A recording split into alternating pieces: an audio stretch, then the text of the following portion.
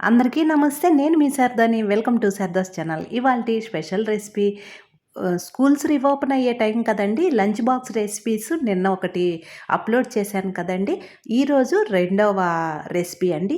సింపుల్‌గా ఎంత తక్కువ టైంలో పిల్లలు ఇష్టంగా తినే విధంగా చేసుకోవచ్చు. ముందుగా అయితే చక్కగా రైస్ కుక్కర్‌లో రైస్ వండి పెట్టుకోవాలండి.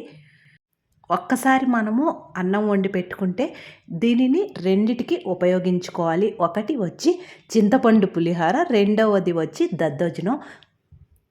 ఏకాదశి, పౌర్ణమి పండుగలప్పుడు మనము ఉల్లి, వెల్లుల్లి లేకుండా తింటూ ఉంటాం కదండీ! అలాంటప్పుడు పిల్లలకి లంచ్ బాక్స్‌లో ఇలా తక్కువ టైంలో ఎంతో రుచిగా చేసి పెట్టవచ్చు. పిల్లల లంచ్ బాక్స్ కని కూడా కాదండి. ఉదయంతో మనం చేసేటప్పుడు చక్కగా నైవేద్యంగా స్వామివారికి కూడా సమర్పించవచ్చు. చింతపండు పులిహోర తయారీ కోసం ముందుగా వెడల్పాటి ప్లేట్‌లో ఇలా అన్నం తీసి చల్లార్చి పక్కన పెట్టుకోవాలి. చల్లారిన తరువాతనే పులిహోర అనేది కలుపుకోవాలి. కుక్కర్ గిన్నెలో అన్నం మిగిలి ఉంటుంది కదండి, ఆ అన్నాన్ని గుంట గరిటెతో చక్కగా ఇలా నొక్కినట్లంటే మెత్తగా వస్తుందండి. అన్నం మెత్తగా చేసుకున్న తరువాతనే దద్దోజనం కలుపుకోవాలి. రుచికి తగినంత ఉప్పు, గోరువెచ్చటి పాలు పోసుకోవాలి. ఇక్కడైతే నేను మధ్యాహ్నం లంచ్ బాక్స్‌లోకి కాబట్టి పాలు అనేది ఎక్కువ వాడుతున్నాను. అప్పటికప్పుడు ఉపయోగించుకునే పనైతే పాలు తక్కువ, పెరుగు ఎక్కువగా వేసుకుంటే సరిపోతుంది. ఒక కప్పు పాలు, ఒక గరిటెడు పెరుగు వేసి చక్కగా కలిపి ఇంకొక గిన్నెలోకి మారుస్తున్నాను.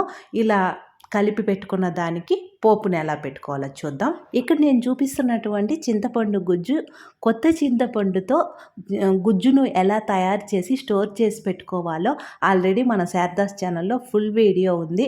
అవసరం అనుకుంటే చూడండి. ఇలా గుజ్జు తయారు చేసి పెట్టుకుంటే హడావిడిగా ఉన్నప్పుడు పిల్లలకి లంచ్ బాక్స్లో కానివ్వండి, పండగలప్పుడు అప్పుడు చక్కగా ఈ చింతపండు గుజ్జు అనేది ఉపయోగించుకోవచ్చు. మామూలుగా చింతపండు పులిహోర చేయాలంటే ఎక్కువ టైం తీసుకుంటుందని చేసుకోరండి. ఇలా చక్కగా మనము గుజ్జు తయారు చేసి పెట్టుకుంటే తక్కువ టైంలోనే ఈ చింతపండు పులిహోర అనేది చేసుకోవచ్చు. ఇక్కడ గుజ్జు తయారు చేసేటప్పుడే ఆల్రెడీ మనము ఉప్పు వేసి ఉంటామండి. చూసి వేసుకోవాలి, కాస్త పడుతుంది అంతే. చక్కగా మనం తీసుకున్న అన్నానికి సరిపడినంత గుజ్జు వేసి మొత్తం ఇలా కలిపి పక్కన పెట్టుకోవాలి. కొత్త చింతపండు కాబట్టి మనకేమి కలర్ అనేది చేంజ్ అవ్వలేదండి. ఇలా యెల్లోగానే చూడడానికి బాగుంది. దద్దోజనం కోసం ఒక చిన్న మూకుడు తీసుకొని అర స్పూన్ ఆయిల్ హీట్ అయిన తర్వాత పోపు దినుసులు, పచ్చిశనగపప్పు, మినపప్పు, ఆవాలు, జీలకర్ర చక్కగా వేగిన తరువాత కొన్ని మిరియాలు, సన్నగా కట్ చేసి పెట్టుకున్నటువంటి అల్లం ముక్కలు, కొన్ని పచ్చిమిర్చి ముక్కలు, కాస్త కరివేపాకు వేగిన తరువాత మనం ముందు కలిపి పెట్టుకున్నటువంటి దద్దోజనంలో వేసి చక్కగా కలుపుకోవాలి.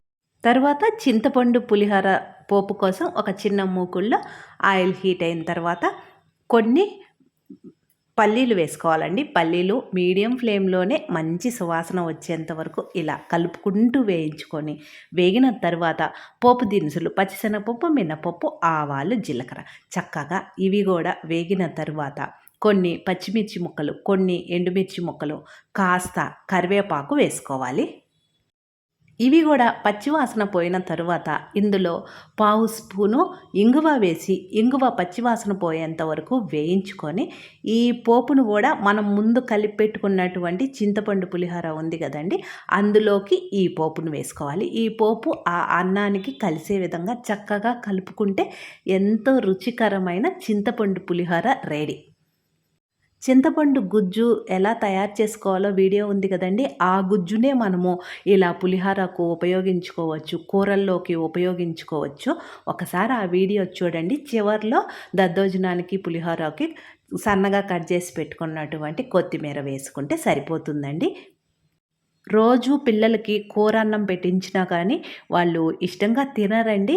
ఒకరోజు ఇలా పులిహోర ఒక బాక్సులో వచ్చి దద్దోజనం పెట్టివ్వండి, ఎంతో ఇష్టంగా తింటారు, కమ్మగా ఉంటుంది. మరి ఇలాంటి మరిన్ని వీడియోస్ చూడాలనుకుంటే ఫస్ట్ టైం మన శారదాస్ ఛానల్ చూస్తుంటే మర్చిపోకుండా సబ్స్క్రైబ్ చేసుకోండి.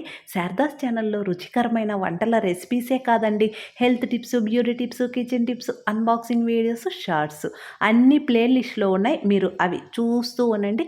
నేను వేరొక వీడియోతో మీ ముందుంటాను. Thank you.